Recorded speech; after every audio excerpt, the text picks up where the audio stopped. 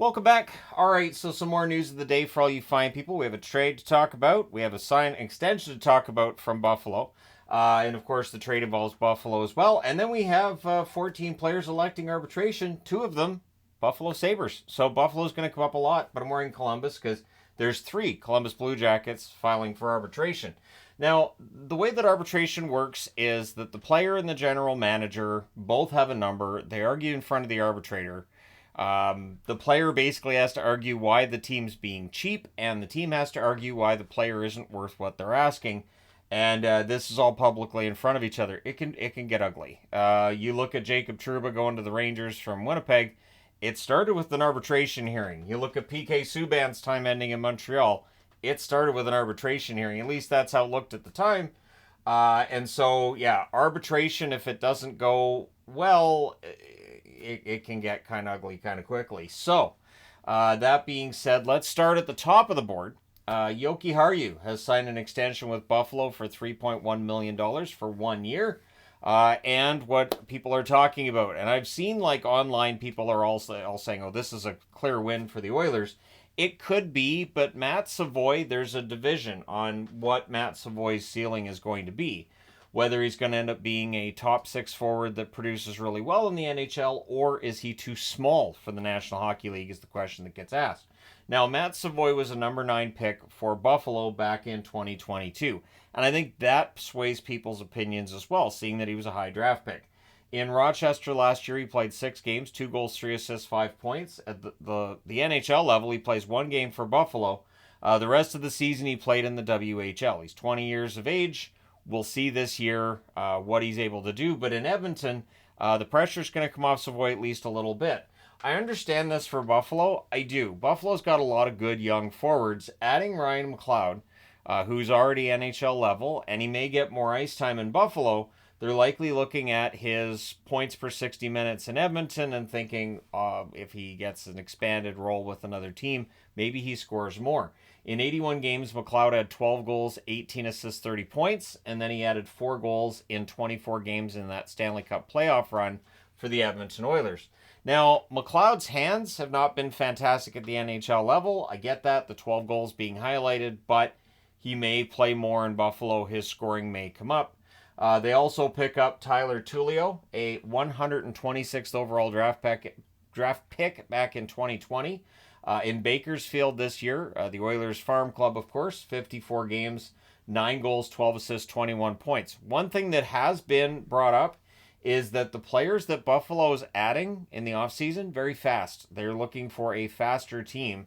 And so for Buffalo, that's something that was notable last season. They had trouble with their attack and their transition game. The players they're picking up should help with that transition game. We'll see if it makes them a better team overall.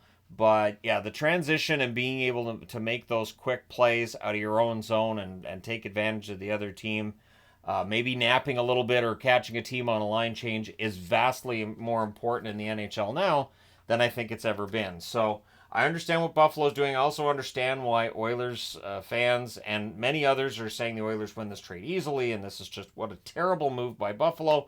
I'm wearing Columbus in part because I'm just staying out of it. I'm just staying out of it. It does mean I should do a video on Buffalo soon, but this is also why I'm not declaring winners and losers in the offseason because it's not done yet. The offseason's not done yet. This does free up some cap space for the Oilers. We'll see if they do anything else with that cap space that they freed up. So the 14 players who have elected salary arbitration are as follows.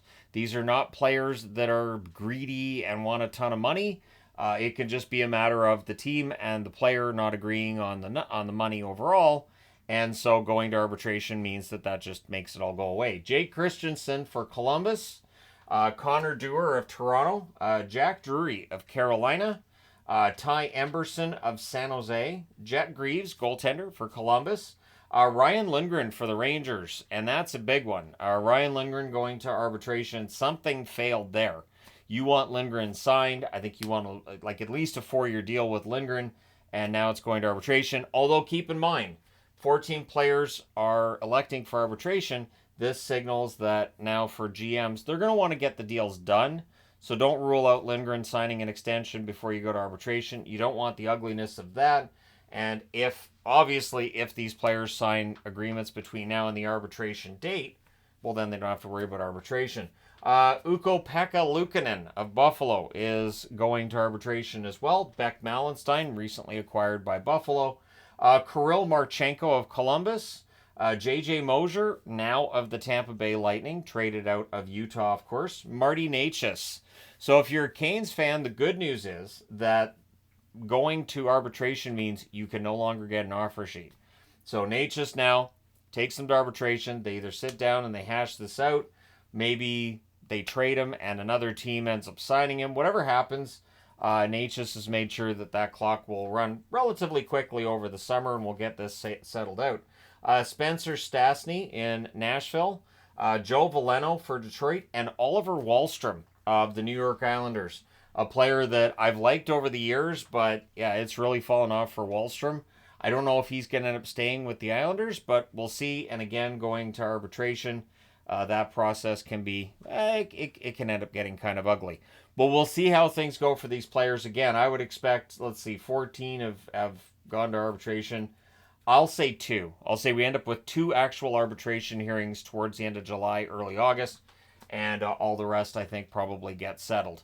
But we'll see. Let me know your thoughts in the comments section below as always. Don't forget to hit like and subscribe in the event that you've not done so already. Thank you guys so much for all your support. I will talk to you again soon.